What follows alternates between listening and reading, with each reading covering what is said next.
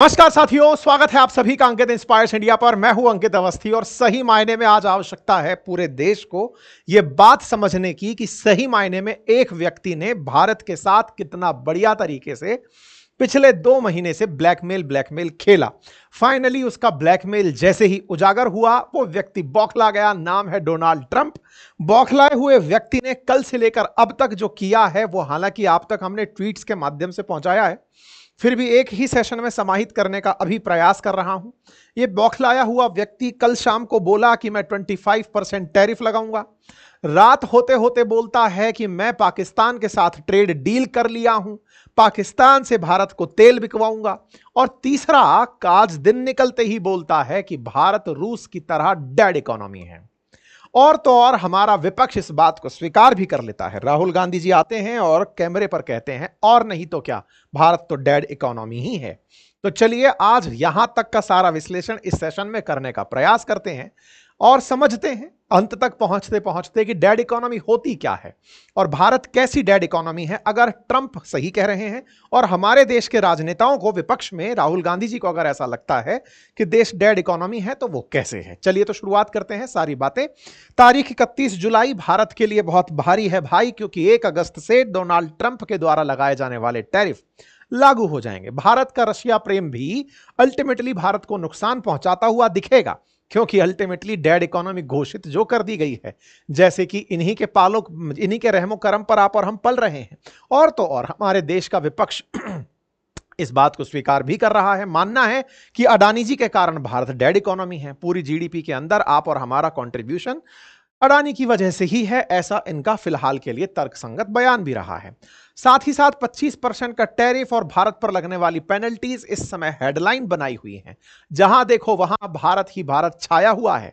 भारत की 6 कंपनियों पर यह कहते हुए प्रतिबंध लगा दिया गया कि आप ईरान के साथ व्यापार करते हैं। तो वह डोनाल्ड ट्रंप, स्वागत है आपका हमारे आज के इस सेशन में, क्योंकि अल्टीमेटली आपसे निपटने के लिए कुछ तो तैयारियां हमारी सरकार ने की होंगी और सरकार की कुछ लापरवाहियां रही होंगी कि यह मामला यहां तक चलाया, आपने उसे ब्लैकमेल करने दिया। साथियों, एक सिद्धांत है, अक्सर घर वाले बचपन में हमें सिखाए और आप और हम एक दूसरे को सिखा लेते हैं, और वो ये है कि ब्लैकमेल नामक जो भय है ना, ये बहुत ही खतरनाक है मित्रों।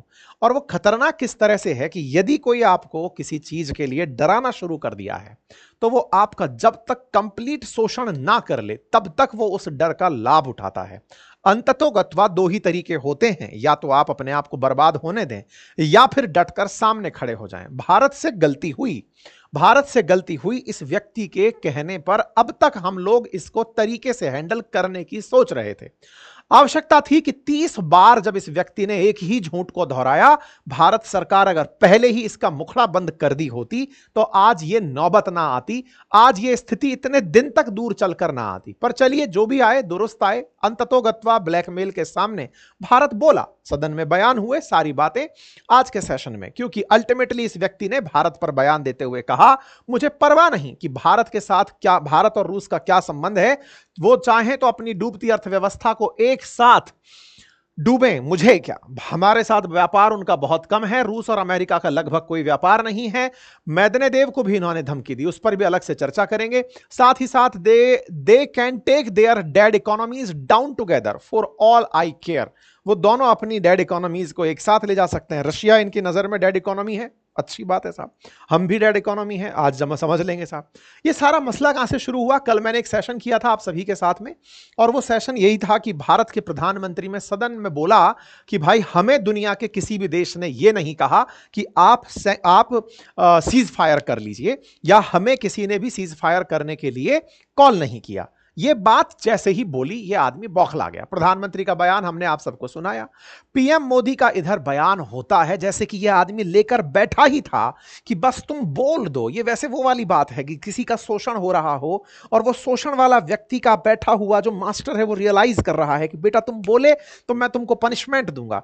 तो ये आदमी बिल्कुल ऐसे समझो कि अपनी तरह से है ना कोई न्यूज चैनल फॉलो कर रहा होगा। इधर पीएम मोदी का बयान गया है, उधर यह आदमी टप से निकल कर आता है और बोलता है 25% टैरिफ। भाई साहब, ये हवाई जहाज से नहीं उतरता आदमी, हवाई जहाज चलते में बोल देता है कि शाम तक मैं 25% टैरिफ लगा दूंगा। शाम हुई, 25% टैरिफ आ गया और इस आदमी को अचानक याद आया, we have a massive trade deficit with India.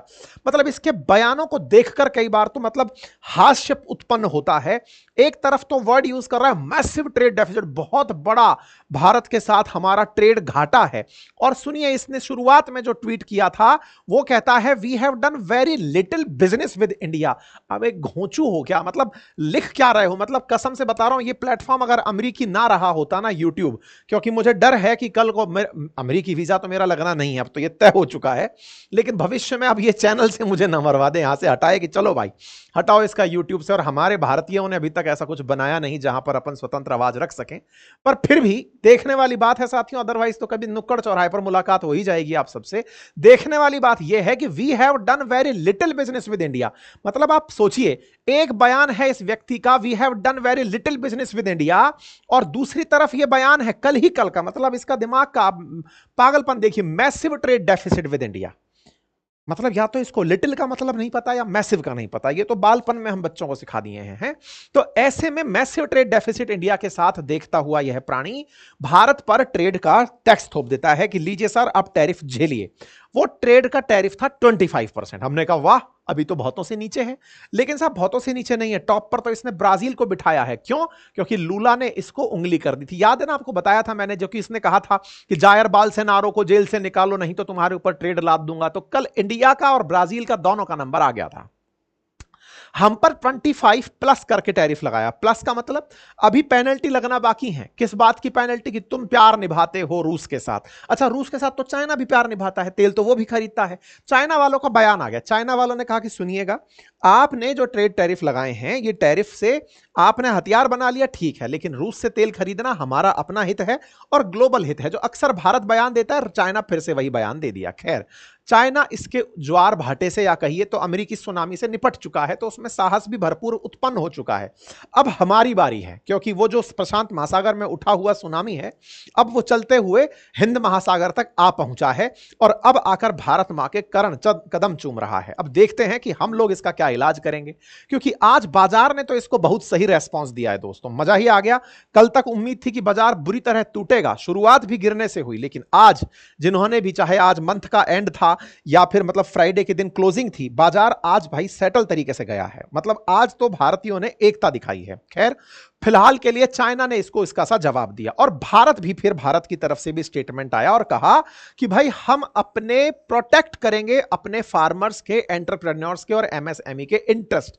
हालांकि ये दुबी जुबान में ही था। जिस तरह से भारत, देखिए अभी भी ना कहीं हम समस्त भारतीयों में उस बात के बाद, जब से सदन के अंदर प्रधानमंत्री ने यह बयान दिया कि हम पर किसी का कोई दबाव नहीं था, उसके बाद से ना दो एहसास उत्पन्न हुए भारतीयों में। पहला, कि सरकार वाकई में कितने प्रेशर में थी। इस आदमी के झूठ का खंडन ना करना भी ना जाने हम पर कितने बड़े भार को आने से रोक रहा था। सरकार चुपचाप इसीलिए थी, कहते हैं ना कि कोई व्यक्ति ब्लैकमेल इसलिए सह रहा था क्योंकि उसे लग रहा था कि अगर मैं हटा तो ये जो सुनामी का पानी है ये अंदर तक आएगा, और वो तो आया, क्योंकि अल्टीमेटली टैरिफ बनकर आया। यही तो डरा रहा था ये आदमी। ये बिल्कुल वैसे है, किसी ने आपकी कुछ ऐसी तस्वीरें खींच ली हो, अब वो आपको बरगला रहा है, आप नहीं माने तो वो पब्लिक कर दिया, लीजिए पब्लिक कर दिया। आपकी इमेज को तुरंत तत्काल नुकसान पहुंच सकता है। ये प्राणी भारत के साथ वैसा ही किया। लगातार पहले सरकार को दबाए पड़ा था, हम सब लोग भी सोच रहे थे सरकार बोल नहीं रही है, विपक्ष खींचे जा रहा था। हद तो ये हो गई कि तुलना ये कर दी गई राहुल गांधी जी द्वारा प्रधानमंत्री जी से कि आपके अंदर हिम्मत ही नहीं है। अब हिम्मत के लिए उकसा दिया उस व्यक्ति को जिसने इतना तहलका पाकिस्तान में मचा रखा हो। ले भाई हिम्मत है, हम प्रधानमंत्री जी निकल पड़े। अब निकले तो साहब आपके सामने आ गया, ये प्राणी बैठा ही था कि तुम बोलो और मैं टैरिफ लगाऊं। लगा दिए साहब, अब लगा दिए। अभी भी इंतजार जो है ना वो ये है कि जिस तरह से ये ट्वीट दर ट्वीट खेलता जा रहा है ना, भारत को भी चाहिए कि अपनी तरफ से कुछ वैसे ही अब सेटल वे में इसको आंसर दिए जाएं। पर ठीक है साहब, पैसा जिसकी लाठी जिसकी भैंस, अब हम लोग भी केवल इंतजार ही कर रहे हैं। ये आज हमने एक अंकित इंस्पायर राजस्थान पर सेशन किया था, आप कृपया करके उसे देखिएगा, लिंक मैंने कमेंट बॉक्स में लगाया है। वहां पर एक हमने सेंस डिराइव किया है कि भारत को क्या करना चाहिए, लिंक कमेंट बॉक्स में है, आप जाकर अवश्य देखिएगा। राजस्थान की इकोनॉमी को पड़ने वाला प्रभाव करके हमने टाइटल किया था।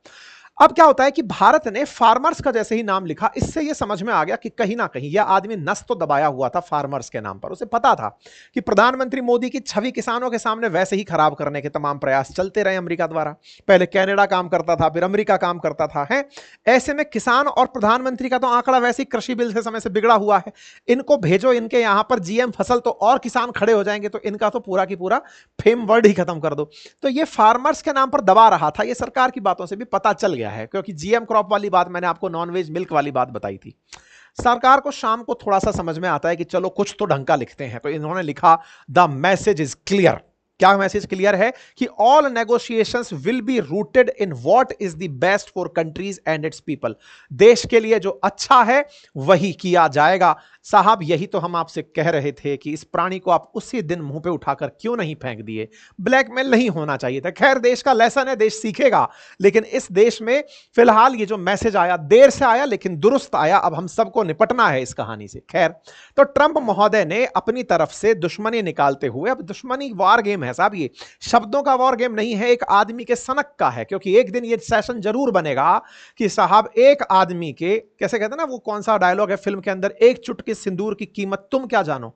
ये बिल्कुल वैसे है, नोबल की कीमत तुम क्या जानो मोदी जी। ये बात ट्रंप ने असल में उठा दी।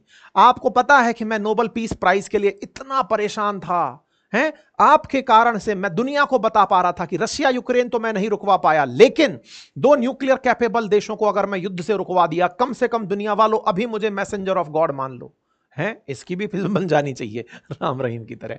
ऐसे में फिलहाल के लिए इस मसीहा के दिमाग में जो तभी दिमाग था ना कि अरे भाई साहब अपन तो एकदम सटल वे में निकलते जा रहे हैं, दुनिया में शांति लेकर आ रहे हैं, हमने उसका वो ख्वाब तोड़ दिया।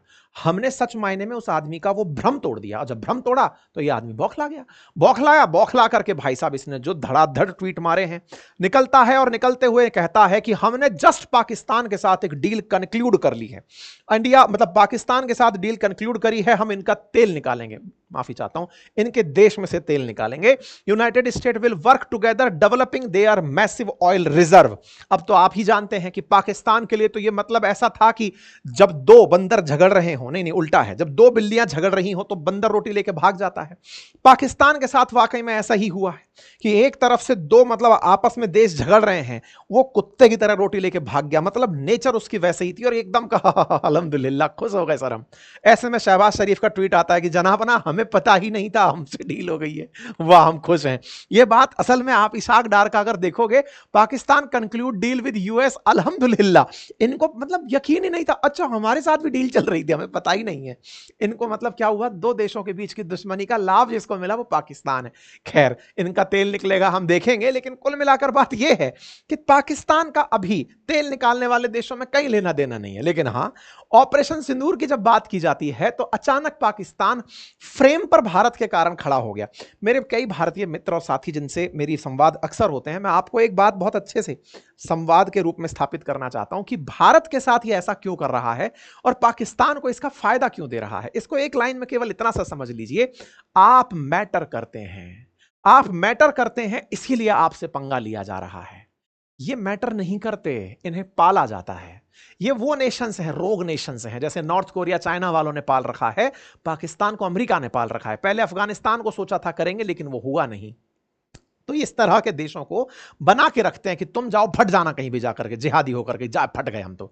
ठीक है, आतंकियों की पाठशाला इनके यहां चलती थी। लेकिन अब क्या है कि पहले इसको पुचकारा गया कि बेटे बहुत अच्छा कर रहे हो तुम, ईरान के सामने मत बोलना। जी बिल्कुल ठीक है, पहले तो ये बहुत तेज निकल कर आया था कि सब एक हो जाओ इजराइल के खिलाफ, ईरान के समर्थन में, इसको चुप करा दिया था आसिम मुनीर को। फिर क्या होता है, बाद में इसको क्रिप्टो का जाल फंसाकर खेल लिया था।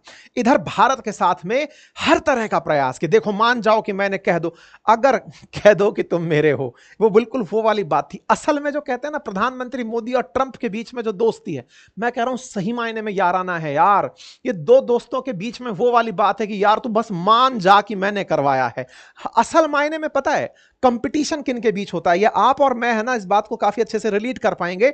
अपने दोस्तों को आसपास से देखिएगा, अपन जो कहते हैं ना, पड़ोसी गाड़ी ले आए तो हमें बड़ा दुख होता है, दोस्त टॉप कर जाए तो हमें बड़ा दुख होता है। असल में आपके शहर में कौन आईएएस बना, कौन किसके क्या लॉटरी लगी, आपको कुछ खास फर्क नहीं पड़ता।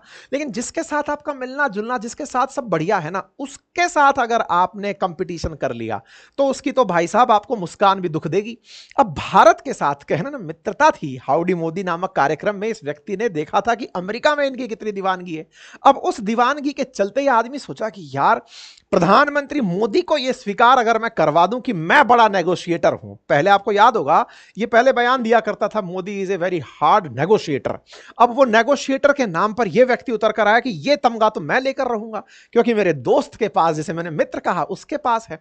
भाई साहब, यह भी एकदम पक्के गुजराती, व्यापार में बिल्कुल अड़ ही रहे, एकदम सुट्ट खींच गए, बोलेंगे ही नहीं। हम बोलेंगे नहीं। आप कहो हमने सीज फायर कराया, बोलते रहो। आप कहो कि हमने ट्रेड डील कराया, कुछ नहीं बोले।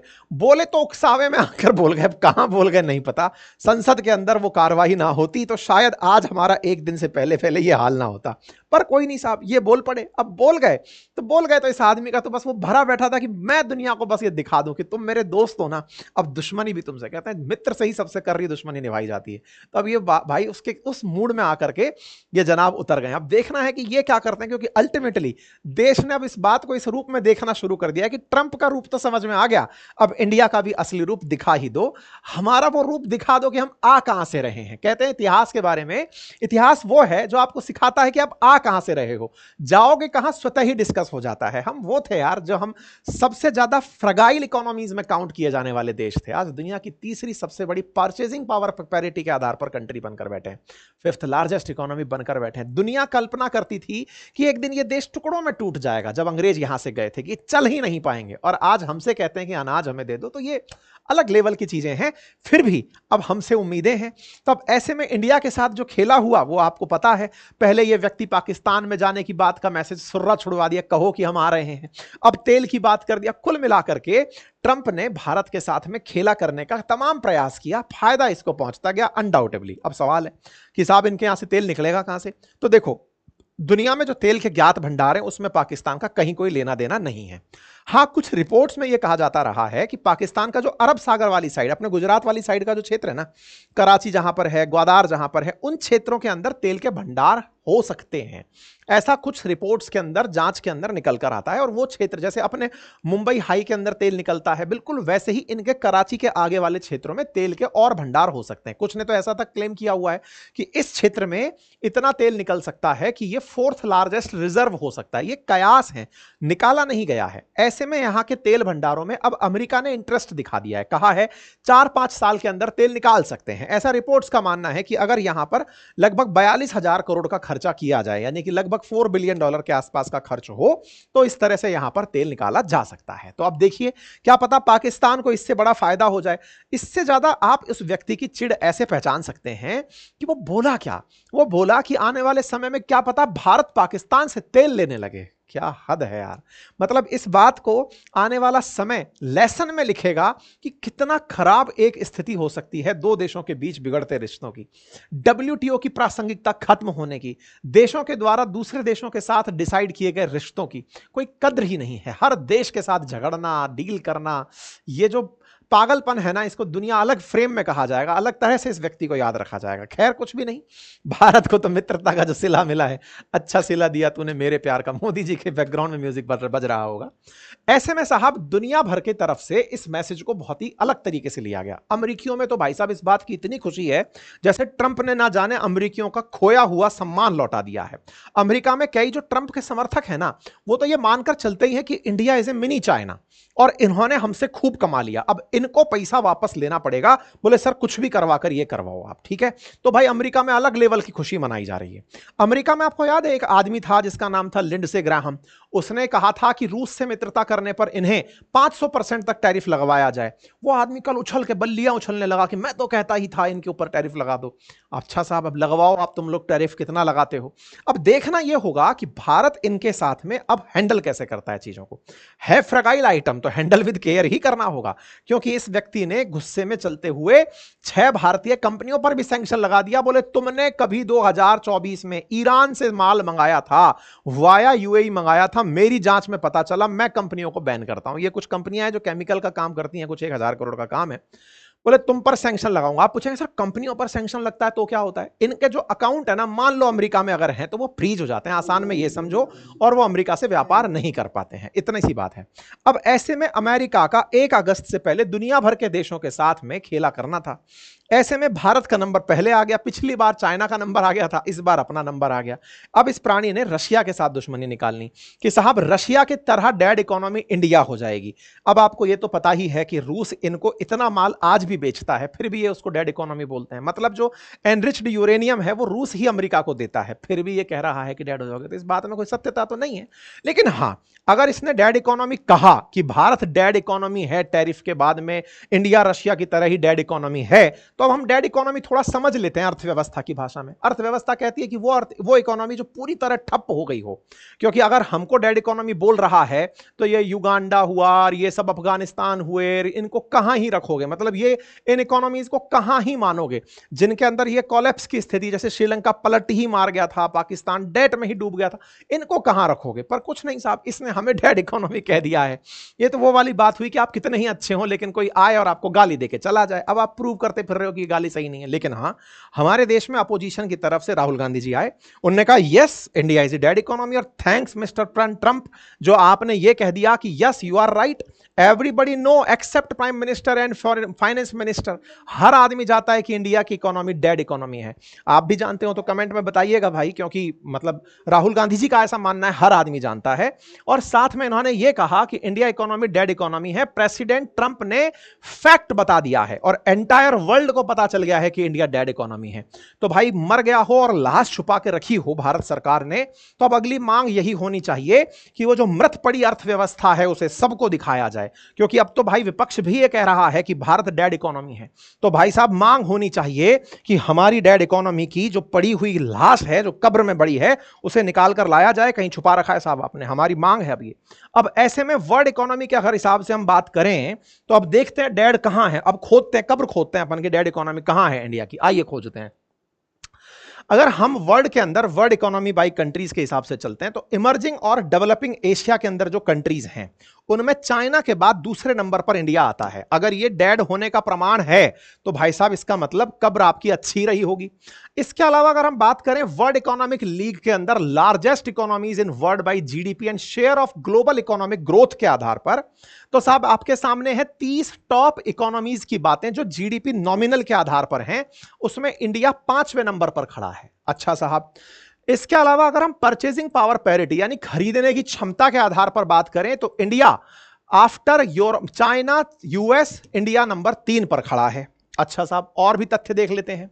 अगर लार्जेस्ट इकोनॉमी नॉमिनल जीडीपी के ऊपर अगर हम बात करें, जीडीपी ही है पैमाना नापने का कि अर्थव्यवस्था में क्या चल रहा है, तो यह सच है कि 1980 तक हम मरे ही थे, क्योंकि हम टॉप 20 में कहीं नहीं थे। पर हो सकता है इसे मरना नहीं कहा जाता हो, स्वर्ग में रहना कहा जाता हो, कब्र में नहीं। 1985 में हम टॉप 20 में कहीं नहीं थे, 90 में हम कहीं नहीं थे, 95 में हम कहीं नहीं थे, 20 में भी हम टॉप 20 में कहीं नहीं थे, 2005 में भी हम कहीं नहीं थे, 2010 में हम लोग 10वें पायदान पर थे इकोनॉमी के हिसाब से अगर हम 20 में बात करें। हां, यहां पर हम लोग आना शुरू हो गए थे 15 में, मतलब ये 2000 के अंदर 15वें नंबर पर थे और 17 के ये 95 के अंदर हम 17वें नंबर पर थे। इस तरह से हम लोग उठते हुए जा रहे थे, टॉप 10 में आकर टिके हम 2010 में। 2015 में आकर के हम 10वें नंबर पर ही थे, 2020 में हम आकर के टिके इकोनॉमी में 7वें नंबर पर, 2025 में आकर टिके हम 5वें नंबर पर और 2030 में होंगे हम 3रे नंबर पर। यदि इसे भी डेड होना कहते हैं तो कहेंगे कि मुर्दे उठ खड़े हुए हैं, और ऐसे में यह मुर्दों का उठ खड़ा होना ट्रंप को दिख रहा है। अब ऐसे में भारत की अर्थव्यवस्था इतने बड़े पायदानों से उठकर इस तरह से परचेजिंग पावर पैरिटी में या नॉमिनल जीडीपी में उठती जा रही है, तो यह निश्चित ही मरी लाश को ढूंढने जैसा है, डेड अर्थव्यवस्था को खोजने जैसा है। तो हम खोज रहे हैं, आप भी अपनी आंखों से खोजते रहिएगा। ऐसे में जीडीपी फोरकास्ट की अगर हम बात करें तो भारत चौथी सबसे बड़ी अर्थव्यवस्था होगी according to IMF according to World Bank, और इंटरेस्टिंग बात बताता हूं मेरे प्यारे साथियों, ना तो आईएमएफ भारत का है ना वर्ल्ड बैंक भारत का है। पता नहीं इनको ऐसा क्यों दिखता है। इससे बड़ी इंटरेस्टिंग बात बताऊं, ये दोनों की दोनों जो बैंक हैं ब्रेटन वुड ट्विंस के नाम से अमेरिका में ही हैं। पता नहीं इनको फिर भी ऐसा क्यों दिख रहा है। हो सकता है ट्रंप से नहीं पूछा होगा कि सर वो आईसीयू में थी, निकाल दी क्या लाश, कुछ इस तरह से हो सकता है। अब और इंटरेस्टिंग बात यह है कि एक तरफ तो ट्रंप डेड इकोनॉमी करार दिए और उधर आईएमएफ ने अनाउंसमेंट कर दिया कि भारत की जीडीपी 6.4% के हिसाब से 2025-26 में ग्रो करेगी। मतलब दुनिया के जितने भी देश हैं, चाहे चाइना हो, फिर अमेरिका हो, चाहे कनाडा हो, इन सब देशों से ऊपर तेज गति से ग्रो करती हुई इकोनॉमी अगर दिखेगी तो वो भारत की होगी। मतलब प्रोजेक्शन तो यह है कि इंडिया की इकोनॉमी 6.5% की दर से दुनिया में सबसे तेजी से बढ़ेगी। आंकड़े भी हैं, 29 जुलाई का आंकड़ा है कि इंडिया ने चाइना से ज्यादा फोन एक्सपोर्ट कर दिए इस साल। तो भाई साहब अमेरिका को हमने ज्यादा फोन बेच दिए, शायद डेड इकोनॉमी का प्रमाण होता हो।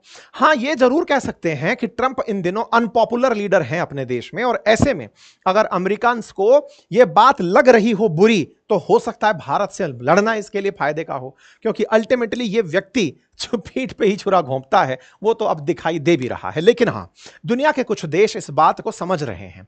ईरान ने भारत में रहते हुए कहा है कि देखिए ये तरीका सही नहीं है। रशिया भी इसी बात को बोल रहा है, सैंक्शंस का, ट्रेड का ये उपयोग जो है ना, ये अंततोगत्वा चीजों को बिगाड़ेगा। भारत की तरफ से भी बयान आया, पीयूष गोयल साहब बोले, बोलना बहुत पहले चाहिए था लेकिन नेगोशिएशंस में थे। अब इन्होंने अपनी तरफ से कहा कि इंडिया ऑलमोस्ट दुनिया की ग्रोथ में 16% कंट्रीब्यूट कर रहा है। अगर दुनिया 100% की दर से बढ़ रही है तो 16% तो अकेले भारत की वजह से आगे बढ़ रही है। ऐसे में उसको डैड लगता है। चलिए, तो अमेरिका को डैड मुबारक, और फिर तो कहीं कोई पड़ा पड़ा ये ना कह दे हमें तो मरा ही दीजिए गुरुजी, अगर ये मरना है तो मरना कबूल है। कुछ ऐसे भी हो सकता है। खैर, ऐसे में भारत तैयारी कर रहा है इससे निपटने की, इसके आने वाले रिपरकर्शंस की। भारत ने इस बीच में यूके के साथ, यूएई के साथ, आफ्टा कंट्रीज के साथ में फ्री ट्रेड एग्रीमेंट किए हैं, और इसके साथ भी हो जाएगा। ये केवल और केवल इसके नेगोशिएटिंग टूल्स हैं। ये फिर से प्रेशर डालेगा, फिर से बात करने के लिए निकालेगा, फिर आगे जाकर के समझौता करेगा। अभी महीना डेढ़ महीने तक इसका नाटक नौटंकी सब चलेगा। अभी तो इस बीच में थोड़ा और हाश होगा ये अभी, क्योंकि प्रधानमंत्री कहीं जाकर के बिहार में प्रवचन भाषण ना दे रहे कि हमने नहीं सुना था, तो फिर वो भाषण भी उस तक पहुंच जाएगा। यहां है ना कुछ उसके प्रेमी जो कहेंगे सर सर सर सर ये बोल दिया देखिए, तो फिर वो थोड़ा और खेलेगा। बिहार चुनाव तक ये मजे लेगा, हो सकता है उसके बाद 1.5-2 महीने में जाकर ये आदमी शांत होगा। फिलहाल के लिए तो इतना ही है, बाकी फुल मनोरंजन है। आप लोग बिल्कुल तरीके से काम करिए, और सरकार आपसे भी अनुग्रह है कि इस तरह के लोग अगर आपको ब्लैकमेल करने लग गए तो फिर राष्ट्र के अंदर आपके पीछे इतने सारे लोग क्यों उम्मीदें लगाकर खड़े हैं। और दूसरी बड़ी बात जो है ना, भारत को सही मायने में जरूरत है अब इस वजह से नहीं, कल को चाइना हमारे साथ इस तरह की हरकत कर सकता है, कोई भी करे हमसे। हमें आवश्यकता है देश को बुनियादी रूप से मजबूत बनाने की। जो ब्रेन ड्रेन हो रहा है ना, जो यहां से जाकर विदेश जा रहा है, उनकी बात सुनने की। ये जो छात्र आपको आए दिन लाठियां खाते, आज तो छात्रों के चक्कर में टीचर लाठी खाते हुए दिखे, साहब ये नहीं होना चाहिए देश के अंदर। अगर ये सब हुआ तो फिर हम लोग केवल बयानवीर हो जाएंगे, फिर जो वाकई में विश्वगुरु बनने की बात है ना, वो दूर रह जाएगी। है तो ऐसे में आवश्यकता है कि जो हमारे बुद्धिजीवी अमेरिका में बैठे हैं वो भी अपना मुखड़ा खोलें और भारत के हित में अपने बातें रखें। दूसरा, जो बाहर गए हुए विदेशी हैं उनको सरकार वापस बुलाने का प्रयास करे, कुछ ऐसा इकोसिस्टम उन्हें दे कि हां भाई आप लोग कुछ यहां पर बढ़िया करो, हम आपके साथ टैक्स का टेररिज्म नहीं रखेंगे, आप लोगों को जो टैक्स दोगे उसके अनुरूप कुछ सुविधाएं देंगे। सरकार को आवश्यकता है आमूलचूल रूप से शरीर को स्वस्थ करने की। कहते हैं ना कि अंदर से अब आपको सुधरने की आवश्यकता है। यह आपके लिए आपदा में अवसर का समय है। हे भारत सरकार, आप जाग जाओ, क्योंकि अल्टीमेटली इस तरह से कोई आगे अगर आपके साथ बार्गेनिंग करने वाला आ गया तो फिर बहुत बड़ी दिक्कतें खड़ी हो जाएंगी। फिलहाल के लिए इतना ही साथियों। आपको अपनी तरफ से अगर कोई राय रखनी हो तो कमेंट बॉक्स में जरूर रखिएगा। जानकारी पसंद आई हो तो साथियों से साझा करिए। चैनल पर नए हैं तो सब्सक्राइब कर लीजिए। बाकी हमारे 2 एप्लीकेशन, अपनी पाठशाला और बातें बाजार की, उस पर हमारे कोर्सेज उपलब्ध हैं, आप उन्हें जाकर एक्सेस कर लीजिए। Thank you so much.